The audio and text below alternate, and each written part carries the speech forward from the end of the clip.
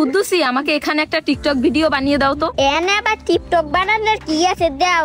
বরিশালের আঞ্চলিক ভাষায় কন্টেন্ট বানিয়ে খ্যাতি অর্জন করেছেন তারা। আঞ্চলিক ভাষায় কন্টেন্ট তৈরি করলেও আঞ্চলিকতা ছাড়িয়ে দেশব্যাপী পেয়েছেন পরিচিতি, হয়ে উঠেছেন সোশ্যাল মিডিয়া ইনফ্লুয়েন্সার। এই তারা শারমিন আরিফিন নেহা, সাবিনা ও সামিয়া নূর। সম্পর্কে তারা আপন তিন বোন। তাদের সাফল্য তাদেরকে স্থান দিয়েছে দেশের শীর্ষস্থানীয় ভিডিও কন্টেন্ট নির্মাতাদের তালিকায়। এই তিন বোনের সোশ্যাল প্ল্যাটফর্মের নাম আপন বোন। তিন বোনের মধ্যে শারমিন, আরিফান, নেহা ও সাবিনা বড়। তারাই ফেসবুকে বিখ্যাত ভিডিও নির্মাতাদের দেখে অনুপ্রাণিত হয়ে প্রথম ভিডিও বানানো শুরু করেন। পরে ছোট বোন সামিয়া নূরও তাদের সঙ্গে কন্টেন্ট তৈরির কাজে যুক্ত হন। এই তিনজনই বরিশালের ভাষায় সাবলীল কথা বলেন, যা তাদের ভিডিওতে স্পষ্ট হয়ে ধরা পড়ে। বরিশালের ভাষায় হাস্যরসাত্মক কন্টেন্ট বানিয়েও হয়ে উঠেছেন সোশ্যাল মিডিয়া ইনফ্লুয়েন্সার। তাদের ভিডিও বাংলাদেশের একটি বড় কিশোর কিশোরী দর্শককে আকর্ষণ করেছে।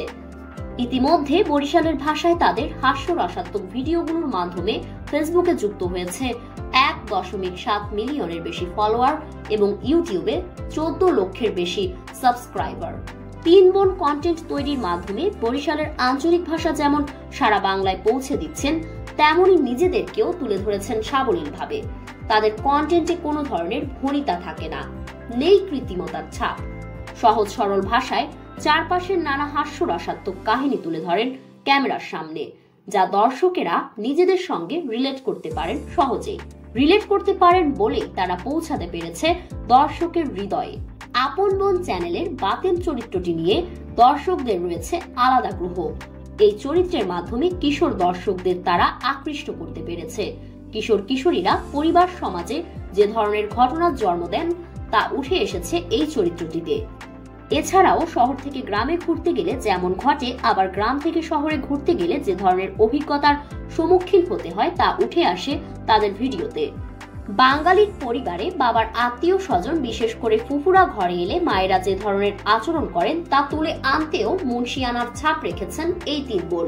সবচেয়ে অবাক করা ব্যাপার হলো, বাংলা কন্টেন্টের দুনিয়ায় আপন বোনেরা রাজাধিরাজ হয়ে উঠলেও তাদের পথ চলা খুব বেশি দিনের নয়। এই তিন বোন 2022 সালের জানুয়ারি মাসে প্রথম ভিডিও কন্টেন্ট আপলোড দেওয়া শুরু করেন। পথ চলা বেশি দিনের না হলেও তারা খুব কম সময়ে অনেক মানুষের ভালোবাসা অর্জন করতে পেরেছেন, হয়ে উঠেছেন রাইজিং কন্টেন্ট ক্রিয়েটরের অনুপ্রেরণা। এখন নিজেদের প্ল্যাটফর্ম ব্যবহার করে সারা বাংলাদেশের মানুষদের কাছে পৌঁছে যাওয়ার লক্ষ্য নিয়ে তারা কাজ করছেন।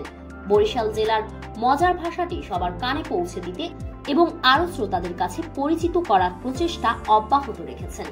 নিজের সাফল্য অর্জন করলেও তিন বোন শুধুমাত্র নিজেদের সাফল্যে সন্তুষ্ট নন, তারা অন্যদেরকে কন্টেন্ট ক্রিয়েটর হতে অনুপ্রেরণা করছেন, যেন ফেসবুকে অন্যরাও জীবিকা অর্জন করতে পারে।